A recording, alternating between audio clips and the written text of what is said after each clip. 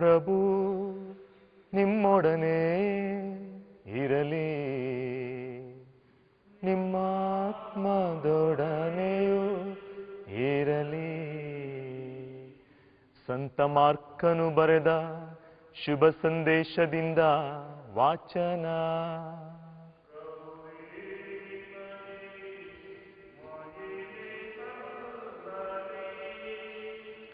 ಅಲ್ಲಿಂದ ಯೇಸು ಸ್ವಾಮಿ ಪ್ರಯಾಣವನ್ನ ಮುಂದುವರಿಸಿದರು.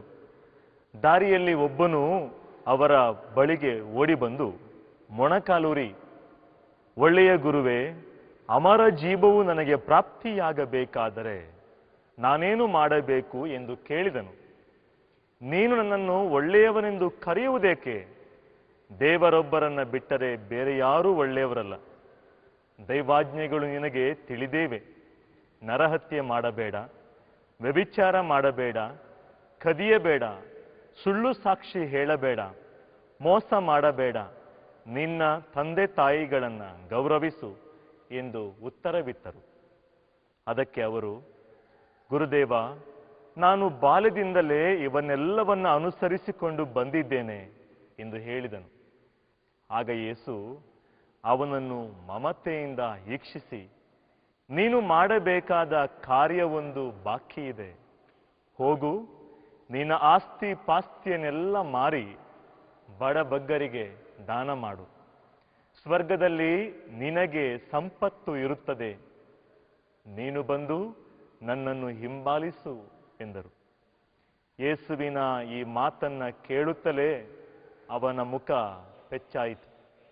ಅವನು ಖಿನ್ನ ಮನಸ್ಕನಾಗಿ ಅಲ್ಲಿಂದ ಹೊರಟು ಹೋದನು. ಏಕೆಂದರೆ ಅವನಿಗೆ ಅಪಾರ ಆಸ್ತಿ. ಪ್ರಭುವಿನ ಶುಭ ಸಂದೇಶ.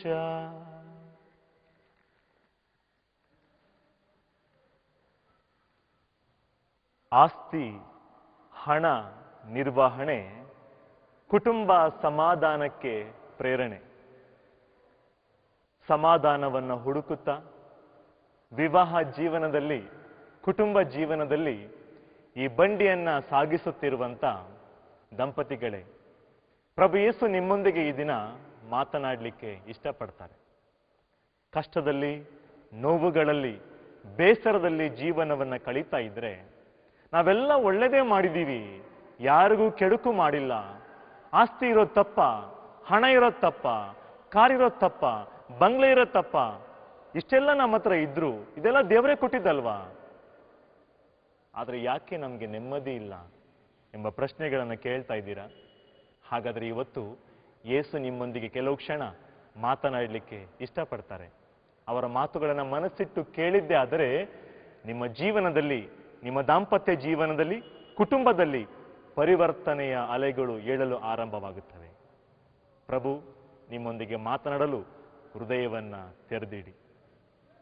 ಕ್ರೈಸ್ತ ಕುಟುಂಬ ಮತ್ತು ಸಮಾಧಾನ ಇವೆರಡು ಅವಿಭಾಜ್ಯ ಅಂಗಗಳು.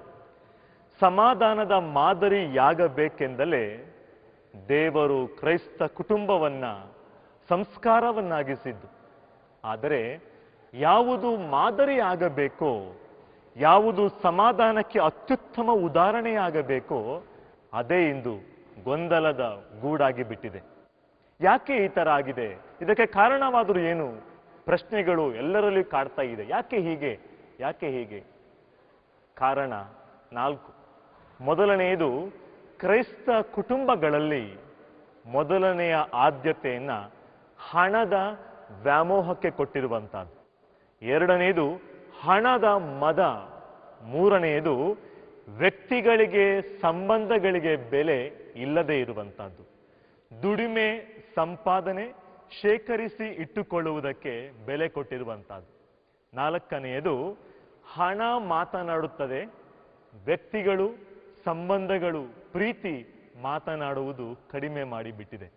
ಹಾಗಾದರೆ ಪ್ರೀತಿಯ ದಂಪತಿಗಳೇ, ಹಣ ಹಾಗೂ ಆಸ್ತಿಯ ಬಗ್ಗೆ ಕುಟುಂಬದಲ್ಲಿ ದಂಪತಿಗಳಾಗಿ, ಪತಿ ಪತ್ನಿಯರಾಗಿ, ತಂದೆ ತಾಯಿಯಾಗಿ ನಿಮ್ಮ ಜವಾಬ್ದಾರಿ, ನಡವಳಿಕೆ ಹೇಗಿರಬೇಕು? ದೇವರ ವಾಕ್ಯದ ಮುಖಾಂತರ ನಾವು ಆಲೋಚನೆ ಮಾಡ್ತಾ ಹೋದ್ರೆ, ಜ್ಞಾನೋಕ್ತಿಗಳ ಗ್ರಂಥದಲ್ಲಿ 3ನೇ ಅಧ್ಯಾಯ 9ರಿಂದ 10ನೇ ವಾಕ್ಯ ನಮಗೆ ಹೇಗೆ ಹಣದ ಬಗ್ಗೆ ನಮ್ಮ ನಡವಳಿಕೆ ಇರಬೇಕು ಎಂಬುದನ್ನು ತಿಳಿಯಪಡಿಸ್ತದೆ. ಆ ವಾಕ್ಯವನ್ನು ಓದ್ತಾ ಹೋದ್ರೆ, ಕುಟುಂಬದಲ್ಲಿ ಆಸ್ತಿಯ ಕಡೆ ದೃಷ್ಟಿಯಲ್ಲ, ದೇವರ ಸಾಮ್ರಾಜ್ಯದ ಕಡೆ ದೃಷ್ಟಿ ಹರಿಸಿದರೆ ಎಲ್ಲವೂ ದೊರಕುತ್ತದೆ. ಆದ್ದರಿಂದ ನಾವೇನು ಮಾಡಬೇಕು ಎನ್ನುವುದನ್ನ ನಮಗೆ ಜ್ಞಾನೋಕ್ತಿಗಳಲ್ಲಿ ನಾವು ಓದ್ತೀವಿ. 3ನೇ ಅಧ್ಯಾಯ 9ರಿಂದ 10ನೇ ವಾಕ್ಯ.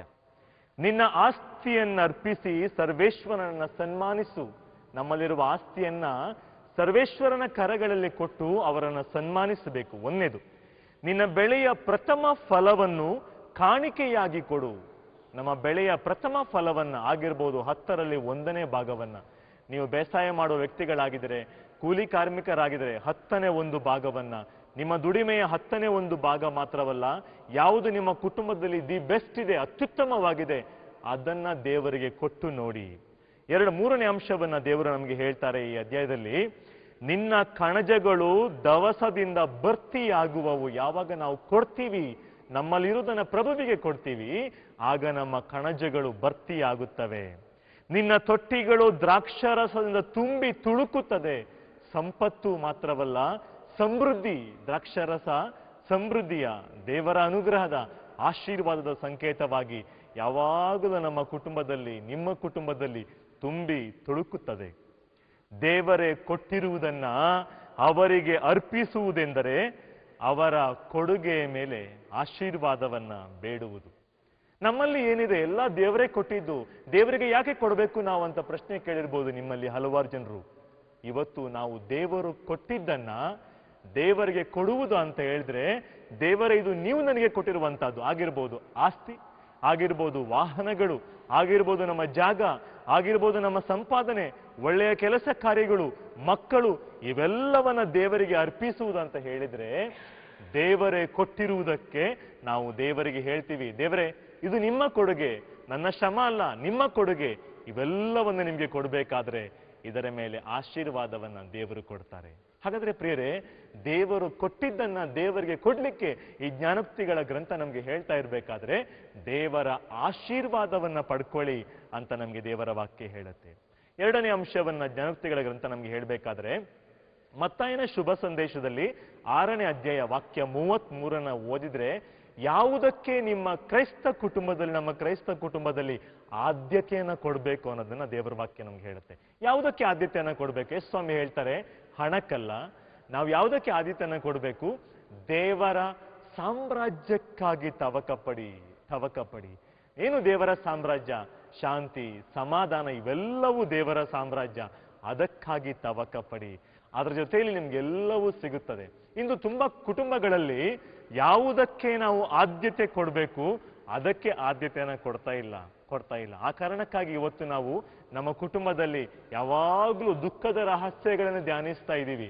ಯಾಕಂತ ಹೇಳಿದ್ರೆ, ಸಂತೋಷದ ರಹಸ್ಯಗಳನ್ನು ಧ್ಯಾನಿಸಬೇಕಾದ್ರೆ ನಮ್ಮ ಮುಖದಲ್ಲಿ, ಜೀವನದಲ್ಲಿ ಸಂತೋಷ ಇರಬೇಕು. ಆ ಸಂತೋಷ ನಮ್ಮಿಂದ ಕಣ್ಮರೆಯಾಗಿ ಬಿಟ್ಟಿದೆ. ಕಾರಣ ಏನು ಗೊತ್ತಾ?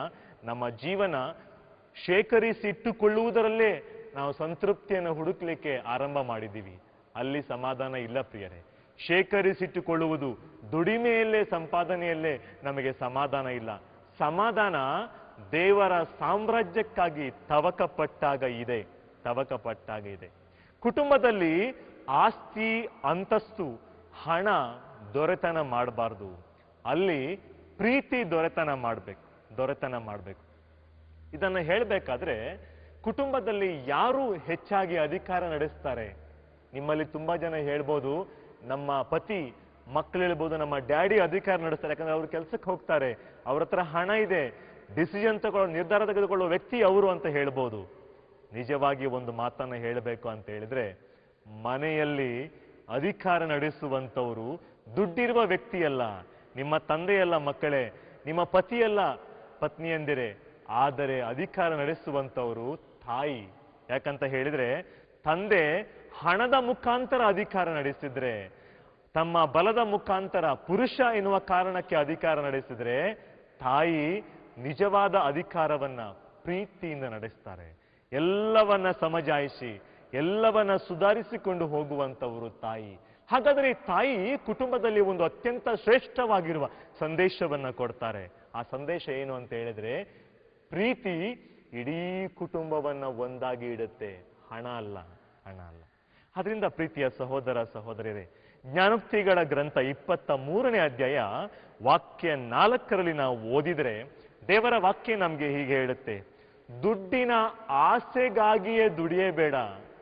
ನೀವೇನಾದ್ರೂ ಕೆಲಸದಲ್ಲಿದ್ರೆ, ಒಳ್ಳೆ ಕೆಲಸದಲ್ಲಿದ್ರೆ, ಸಣ್ಣ ಕೆಲಸ ಆಗಿರ್ಬೋದು, ದೊಡ್ಡ ಕೆಲಸ ಆಗಿರ್ಬೋದು, ಕೂಲಿ ಕೆಲಸನೇ ಆಗಿರ್ಬೋದು, ಯಾವುದೇ ಕೆಲಸ ಮಾಡ್ತಾ ಇರಿ, ದುಡ್ಡಿನ ಆಸೆಗಾಗಿ ದುಡಿಬೇಡಿ. ದುಡ್ಡಿನ ಆಸೆಗಾಗಿ ದುಡಿಬೇಡಿ.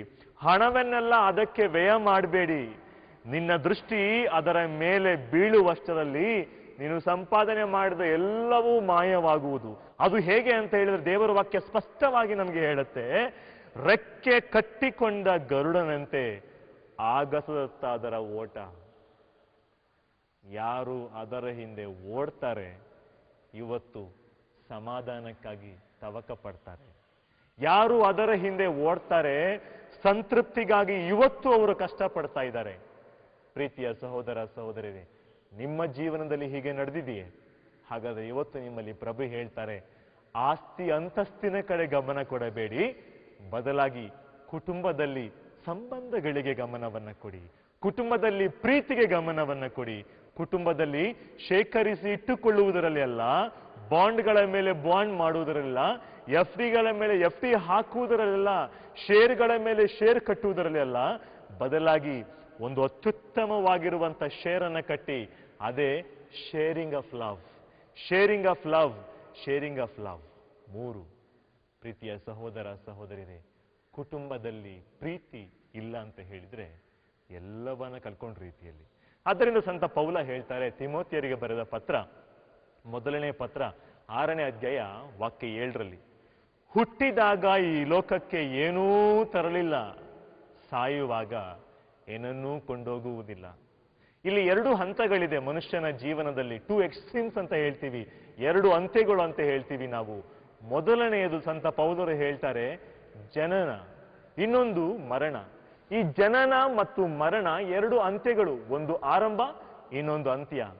ಹುಟ್ಟುವಾಗ ಹಾಗೂ ಸಾಯುವಾಗ ವ್ಯಕ್ತಿಯ ಕೈಯಲ್ಲಿ ಏನೂ ಇರೋದಿಲ್ಲ, ಏನೂ ಇರಲ್ಲ. ಹುಟ್ಟಬೇಕಾದ್ರೆ ಮೈಯಲ್ಲಿ ಬಟ್ಟೆನೂ ಇರೋದಿಲ್ಲ. ಅಟ್ಲೀಸ್ಟ್ ಸಾಯ್ಬೇಕಾದ್ರೆ ಹಳೆ ಬಟ್ಟೆ ಏನಾದ್ರು ಹಾಕಿ ನಮ್ಮ ಮೈಯನ್ನ ಮುಚ್ತಾರೆ. ಆದ್ರೆ ಹುಟ್ಟಬೇಕಾದ್ರೆ ಬರಿಗೈಲೇ ಬಂದಿದ್ದು. ಆದ್ರೆ ಇದರ ಮಧ್ಯೆ ಜೀವನ ಇದೆಯಲ್ಲ, ಅಲ್ಲಿ ಎಷ್ಟು ಬೇಕು ಜೀವನ ಸಾಗಿಸ್ಲಿಕ್ಕೆ ಅಷ್ಟನ್ನೇ ಸಂಪಾದನೆ ಮಾಡ್ಕೊಳ್ಳಿ. ನಿಮ್ಮಲ್ಲಿ ತುಂಬಾ ಜನ ಕೇಳ್ಬೋದು, ನಮ್ಮಲ್ಲಿ ತುಂಬಾ ಹಣ ಇದೆ, ತುಂಬಾ ಆಸ್ತಿ ಇದೆ, ನಮ್ಗೆ ತುಂಬಾ ಜಾಗ ಇದೆ, ಏನ್ ಮಾಡೋದು? ಯೇಸು ಸ್ವಾಮಿ ಹೇಳ್ತಾರೆ, ಇರುವುದರಲ್ಲಿ ಸಂತೃಪ್ತಿಯನ್ನ ಪಡ್ಕೊಳ್ಳಿ. ನಿಮ್ಮಲ್ಲಿ ಏನಿದೆ ಅದರಲ್ಲಿ ಸಂತೃಪ್ತಿ ಪಡ್ಕೊಳ್ಳಿ. ಶೇಖರಿಸಿಟ್ಕೊಳ್ಳಿಕ್ಕೆ ಹೋಗ್ಬೇಡಿ. ಇರುವುದನ್ನ ನಿಮ್ಮ ಕುಟುಂಬದ ಒಳಿತಿಗಾಗಿ, ಇನ್ನೊಬ್ಬರ ಒಳಿತಿಗಾಗಿ, ಹಂಚುವುದಕ್ಕಾಗಿ, ಇಲ್ಲದೆ ಇರುವುದಕ್ಕಾಗಿ ಹಂಚಲಿಕ್ಕೆ ಪ್ರಯತ್ನ ಮಾಡಿ. ಈ ಜೀವನ ಇದೆಯಲ್ಲ, ಜನನ ಮತ್ತು ಮರಣ, ಇದರ ಮಧ್ಯೆ ಇರುವ ಜೀವನ, ಇದು ನಮ್ಮ ಮುಂದಿನ ಜೀವನಕ್ಕೆ ಸಿದ್ಧತೆಯನ್ನ ಮಾಡಬೇಕು.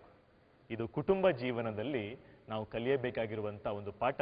ಸಂತ ಪೌಲರು ಥೆಸಲೋನಿಕದವರಿಗೆ ಬರೆದ 1ನೇ ಪತ್ರದಲ್ಲಿ 6ನೇ ಅಧ್ಯಾಯ 7ನೇ ವಾಕ್ಯದಲ್ಲಿ ಸ್ಪಷ್ಟವಾಗಿ ಹೇಳುತ್ತಾರೆ, ಯಾವುದು ಬಹಳ ಮುಖ್ಯ ಜೀವನದಲ್ಲಿ ಎಂಬ ಸಂದೇಶವನ್ನು ನಮಗೆ ಕೊಡ್ತಾರೆ. 2 ಅಂತ್ಯಗಳಲ್ಲಿ ಸಾವು ಮತ್ತೆ ಬದುಕು ಹಾಗೂ ನಮ್ಮ ಜನನ, ಇದರ ಮಧ್ಯೆ ಇರುವಂತದ್ದೇ ನಮ್ಮ ಜೀವನ.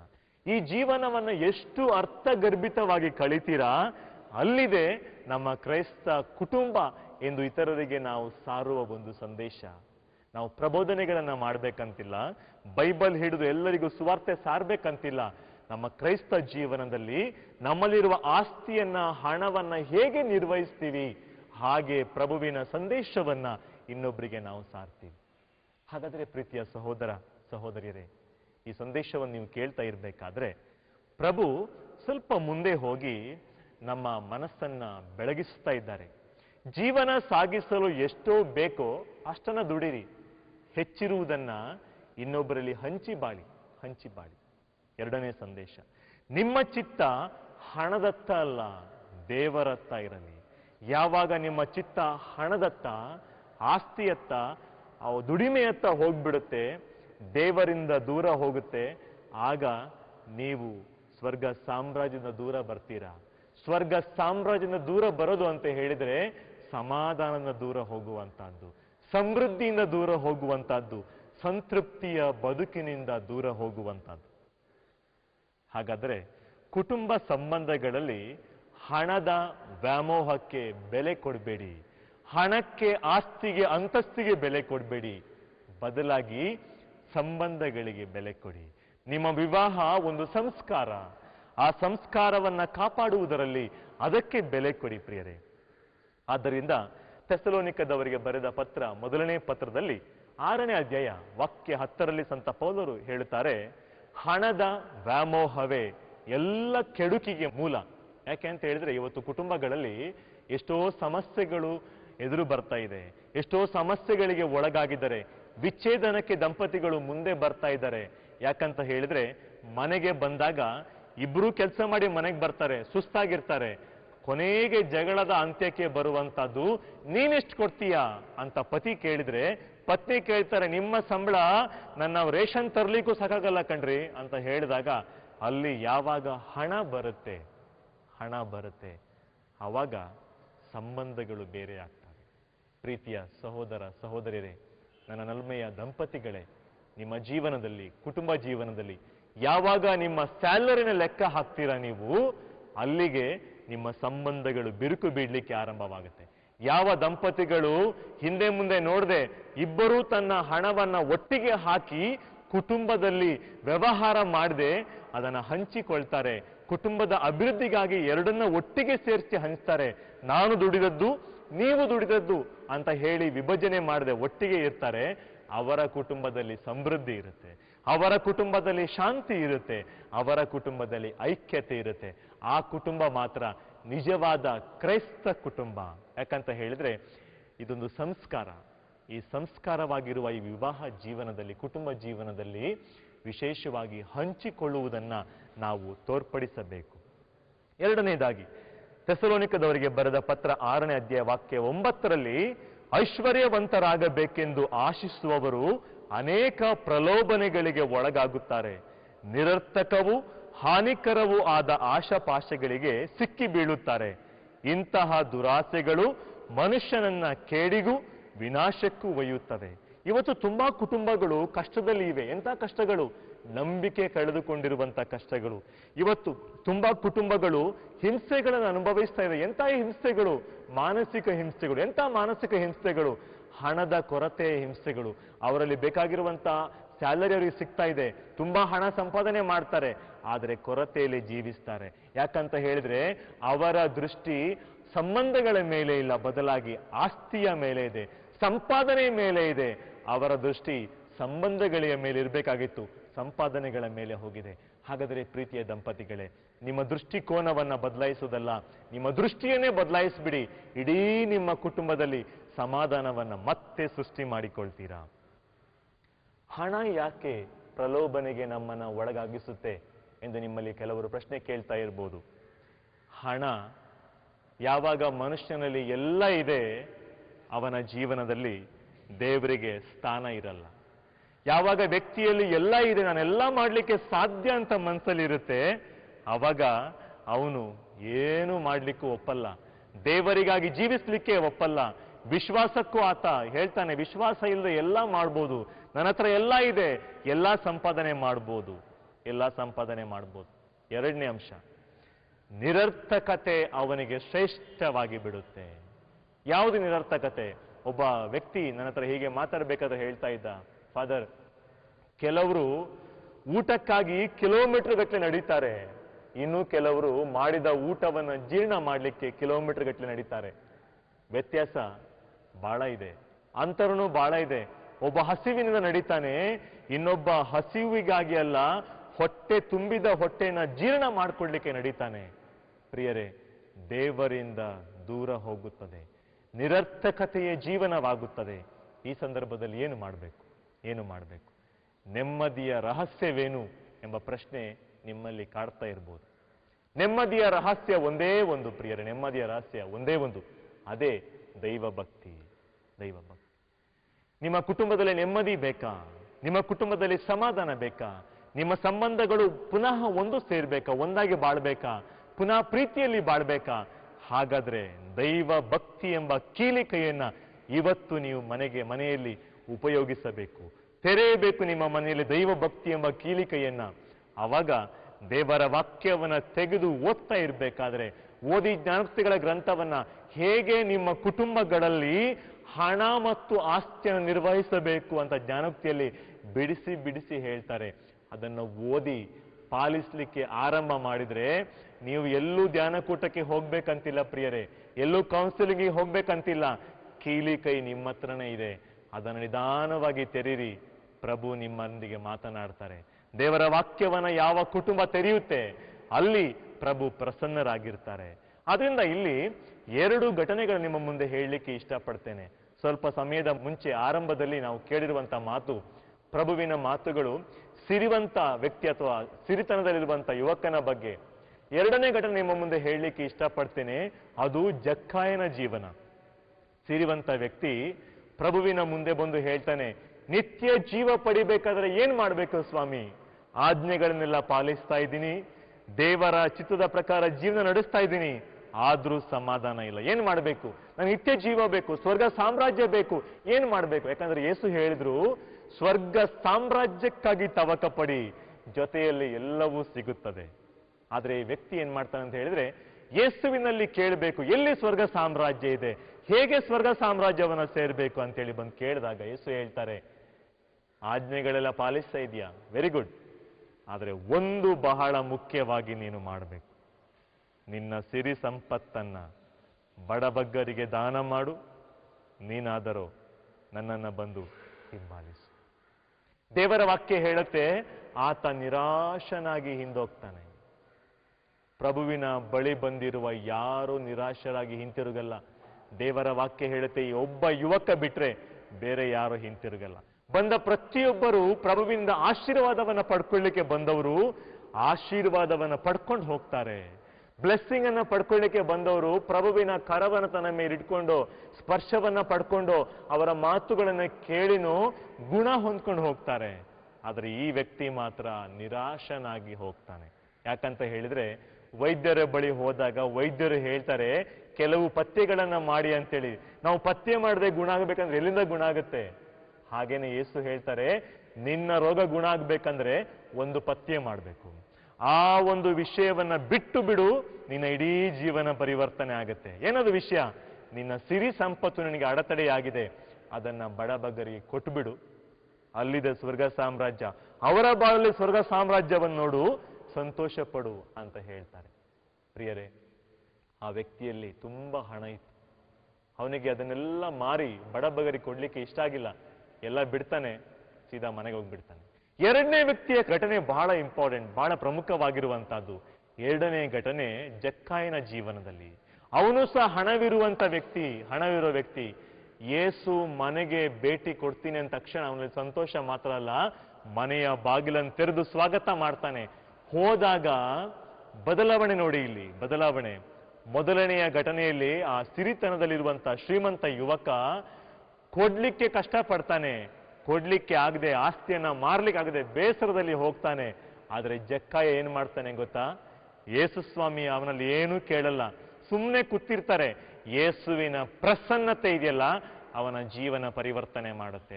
ಅವನಿಗೆ ಗೊತ್ತಾಗತ್ತೆ, ಯೇಸುವನ್ನ ಹಿಂಬಾಲಿಸ್ಲಿಕ್ಕೆ ಅಡೆತಡೆ ಇದೆ, ನನ್ನ ಆಸ್ತಿ ಅಂತಸ್ತು, ನನ್ನ ಗಮನ ಅಲ್ಲಿದೆ, ಅದನ್ನ ಕೊಡಬೇಕು. ಎಲ್ಲವನ್ನ ಹಂಚ್ತಾನೆ.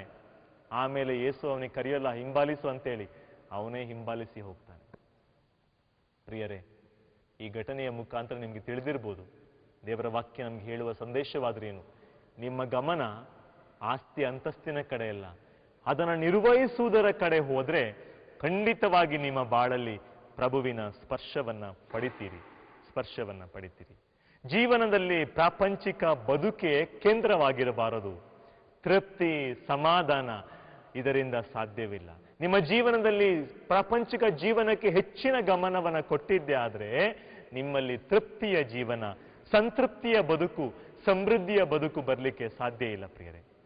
ಹಾಗಾದ್ರೆ ನೆಮ್ಮದಿಯ ರಹಸ್ಯವೇನು?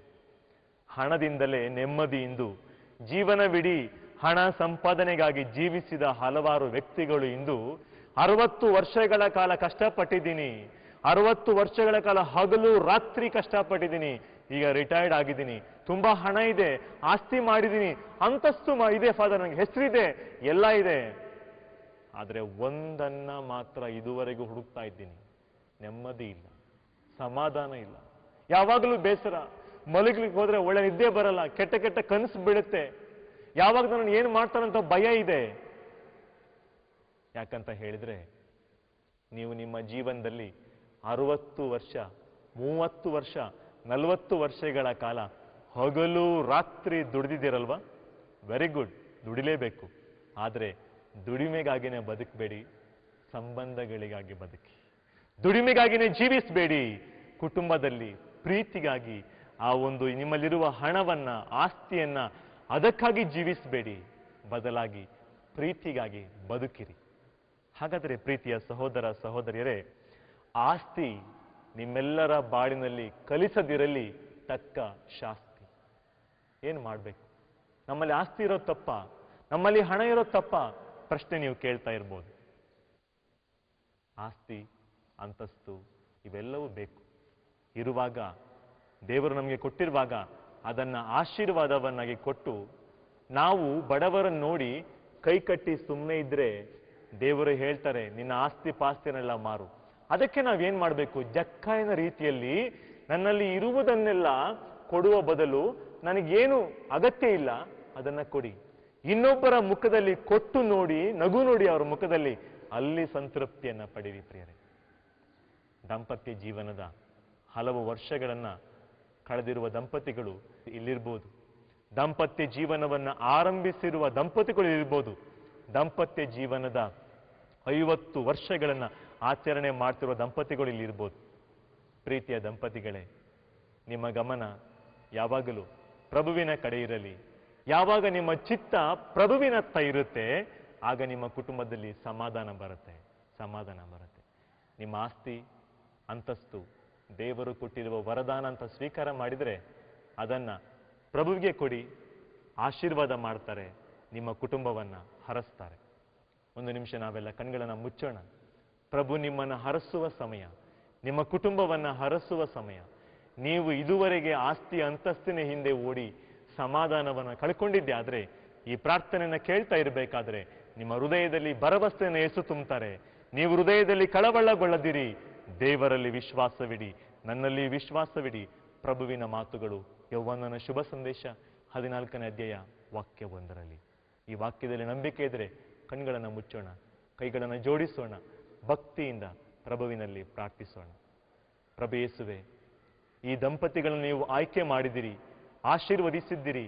ಹಣ ಆಸ್ತಿಯ ನಿರ್ವಹಣೆಯ ಮುಖಾಂತರ ಕುಟುಂಬದಲ್ಲಿ ಸಮಾಧಾನ ಶಾಂತಿಯನ್ನ ಬಿತ್ತಲು ನಿಮ್ಮ ಕಡೆ ಚಿತ್ತವನ್ನ ಹರಸಿ ದೈವ ಭಕ್ತಿ ಎಂಬ ರಹಸ್ಯವನ್ನ ಜೀವನದಲ್ಲಿ ಅಳವಡಿಸಿಕೊಂಡು ಇವರ ಜೀವನದಲ್ಲಿ ನೆಮ್ಮದಿಯನ್ನ, ಸಂತೃಪ್ತಿಯನ್ನ ಪಡೆದುಕೊಳ್ಳುವ ವರದಾನವನ್ನ ಈ ದಂಪತಿಗಳಿಗೆ ದಯಪಾಲಿಸಿರಿ.